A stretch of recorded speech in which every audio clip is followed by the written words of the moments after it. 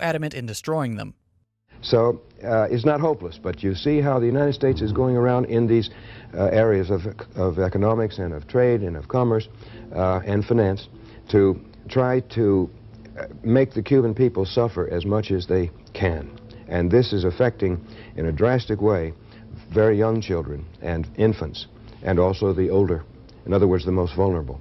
And it is an eternal shame on the United States, in my opinion, that we would do such a thing to an entire country, just because we don't like the system, just because they won't come under our protection, basically. It's a kind of a mafia attitude, and it has been that way since Eisenhower.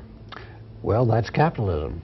Well, it's also the United States, and our tradition of being very nervous when we don't control something. And when a country like Cuba slips out from under our control, after we had ruled it practically as a neo-colony or a protectorate for 59 years or so, then it makes people nervous, because they know that if the Cubans are successful in their example of being able to provide, as a poor country, the best medical care in the third world to the whole population, because it's an inclusionary system. It's not like we have here, where you have this huge bulk of the population, marginalized.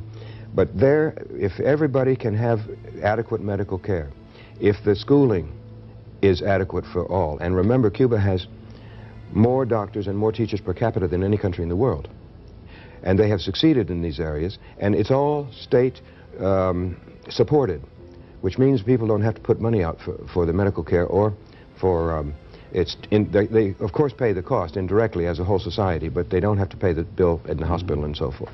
And so that cannot be allowed to stand. It's a very bad example for the United States. So there's a very large mass of people out there who can look at Cuba and say, well, if they can do it, and on a per capita income of $2,000, $2,500 a year, where ours is $22,500 a year, what's wrong with our system?